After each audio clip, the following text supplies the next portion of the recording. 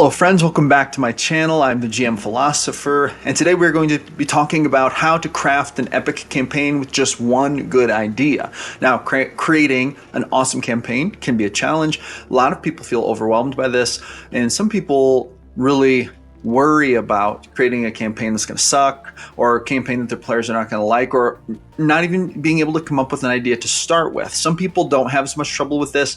Some people have a lot of trouble with it. Personally, I used to really struggle with this until I sort of came up with this process. And this is basically an 8-step process, but it all starts with one idea. And from that idea emerge all of my other ideas about the campaign, but it really all starts with like one pivotal idea. And that's the starting point, which is kind of step number 1 of my campaign creation process. So what I'm going to do is I'm going to walk through these 8 steps, and I'm going to show you how I create campaigns that my players love, that are super successful, all with just one starting idea. And then the rest of it just kind of fleshes out from there. Okay. So let's start with number 1, the starting point. Define where and how the campaign begins, setting the initial scene and context for the players. Now for this is really the magic moment. This is where you really only need one good idea.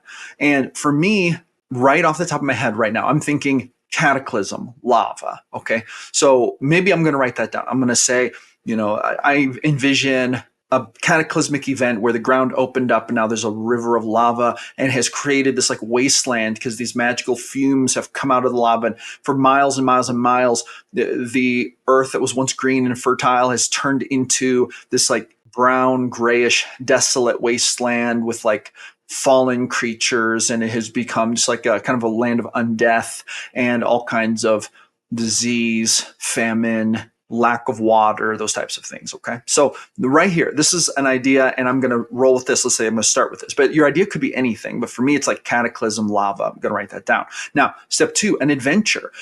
This is this next thing. We want to define the adventure when creating a campaign. So outline the main quest or journey the players will undertake, including key objectives and challenges. So in my way of thinking, I'm thinking small village, almost like apocalyptic wasteland with this lava cataclysm. However, one day, like a shaman or a priest from some faraway place comes to the village dying of illness, but before they die, they impart upon the party, or maybe even one member of the party, information about a cure for this cataclysm, whatever that is. Right off the top of my head, I'm thinking this is going to be an ancient shrine to a god who's no longer worshipped, who smote the earth out of wrath, anger, at no longer being worshipped. So it's like forgotten God, angry God. There's a blight upon this land because the people stopped worshiping them. Okay, whatever that is. So here we go. We have the adventure. The players need to go find the shrine, find the temple, and they must approach this God, perhaps either to persuade him to change his mind and reverse the cataclysm, or maybe to fight him, defeat him, and end the cataclysm for good. Okay. So there's my adventure idea. Now let's move on to number 3, an antagonist or a problem. Okay. Identify the main adversary or issue that the players must overcome, creating conflict and driving the narrative. Right off the top of my head, I'm thinking forgotten God. I'm not really sure if I want this God to be an evil God. This might be more like a God who would be willing to be reasonable, or maybe not. The more I think about it, the more I think this God is probably unreasonable and actually is just an evil, oppressive God who doesn't really care about people. And so this God's right-hand man, I'm thinking almost like an angel of death type character who who rides a mount through the air. Think like the ring wraiths from Lord of the Rings kind of thing. Maybe has a sickle, maybe has like a long spiked chain, and they ride around, and they're magic user and also a combatant, and they can command undead, so they can kind of land and command the hordes, the skeletons and the zombies to fight them. So this is what I'm thinking. Antagonists, here we go. We're working up to something, got to come up with names and stuff, but we're coming up with the ideas for the campaign, right?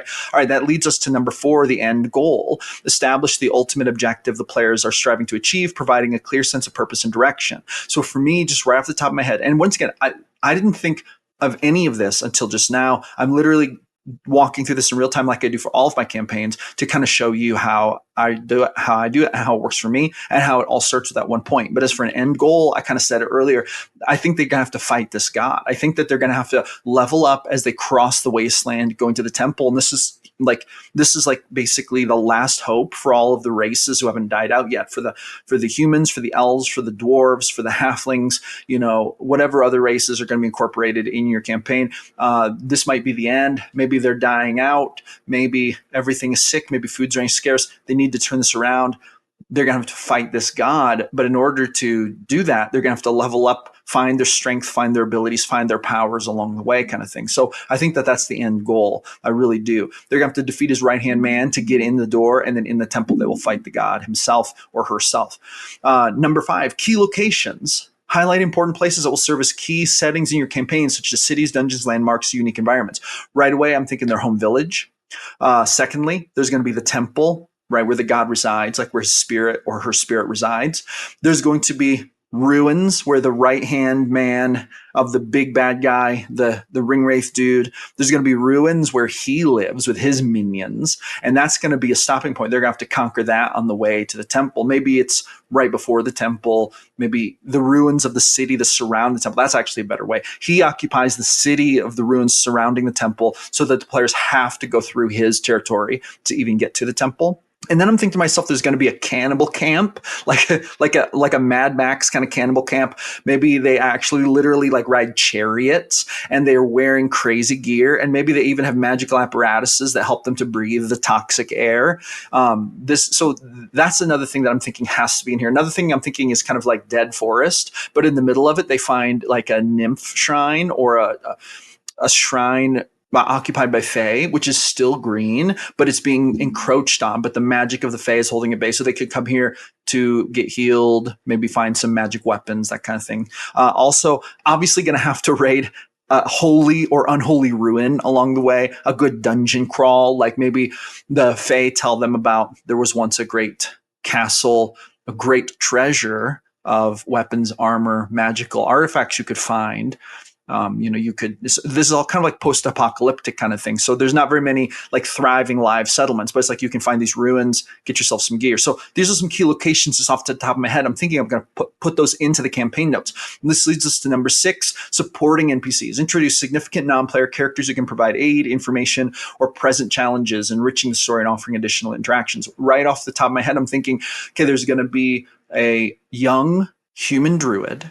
Okay. She's going to be kind of a tomboy, a rough and tumble kind of girl. She's going to be younger. I usually have my NPCs who start with the party younger in general than the party, so they can be a little less experienced. This can let the party lead them, and they can be more like followers, and it's more natural. So I'm thinking she's 16. She just found out she has druid powers.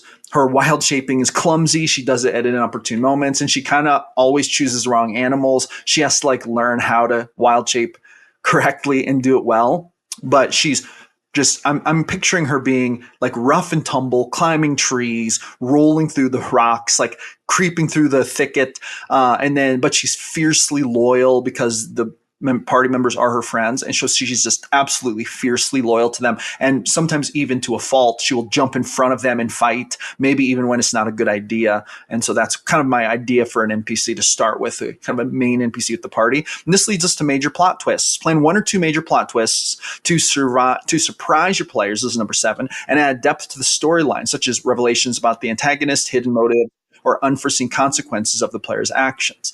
So now, right away, here's what I'm thinking. I'm thinking that along the way, all of the players, to some degree, are going to get courted by the big bad evil god's right-hand man. They're going to get courted by him in the sense that he's going to come to them in dreams and visions, getting them to turn to him, getting them to betray the group. And here's what I'm going to end up doing. And I've done this this takes a bit of work, but I have done this in former campaigns. I'm literally going to launch a secret campaign with each player, and it's going to be secret to them in the sense that the other players aren't going to know about it. And the way it's going to be secret is I'm literally going to privately message them between sessions, right? So other people are not going to see them getting a message. Other people are not going to hear what's going on. However, every week I'm going to embark on a campaign to try to get one or two of the players to turn against their party. And what right off the top of my head, what I'm thinking of is this right hand of the big bad evil god is expiring. The big bad god needs to replace him. He doesn't know it yet. What's going to happen is when they come up to fight him, I'm just thinking to myself, maybe instead of defeating him, what ends up happening is through a wild twist of events, the right hand evil guy will realize that some of the members have betrayed their party. He won't reveal it, but he will recognize it. And then he will retreat and let them go to the temple. And then he will come to the temple and help them fight his overlord god. And then he will join the fight with the players who have been loyal to the cause against the god and the players who have chosen to turn against their friends. So it'll become like this fight with these twists, these hidden plot twists. And if you really want to make it wild, you could have your NPC be one of the ones who turns against them, like your main NPC, because you do have control over that. You can't control whether the players will turn against each other or not. You can like try to campaign for it, but you cannot control it. But you could have at least one NPC turn against the group, and then you could give them a bunch of wild powers and they can fight on the side of the god. Maybe even the god inhabits their body or something. But that's the plot twist I'm thinking of for this. And then finally we have number 8, motivations and stakes. Define what motivates the players and their characters to pursue the adventure and establish what's at stake if they succeed or fail, providing a sense of urgency and importance to their quest. So we've kind of already gone over this, but it's like the apocalypse. Life is dying. In fact, this might be good to point out. Maybe when they visit the Fae will say, this is worse than you know. Not only is life fading out, but the flicker of magic is fading out. This blight upon our land is killing everything. It's completely dying, even the magic. There will come a day, maybe one generation, maybe 2 generations from now, when all life will cease to exist because there's nothing left. It's all being corrupted by this cataclysm. There will only be undeath, and that will be the only thing that remains. And so there are big stakes. It's not just that these players themselves are facing death, probably very early death due to the cataclysm, but they're also facing no heritage to pass on to their children, no future hope for their families, no future hope for their loved ones, no future hope for them. It is just dying out unless they can stop this god and stop the cataclysm. So that's basically a campaign idea. An entire campaign idea crafted with just one good idea. And it starts with that, like cataclysm. So that is how I do it. That's how I create my campaign ideas. I hope this has been helpful to you. I hope that you have enjoyed it. Give me a thumbs up and a subscribe if you did. I create content every day to help people have more fun playing the world's best game, Dungeons and Dragons. All right, that's going to be it for this one. Thank you very much. Have a great day. I'll see you on the next one.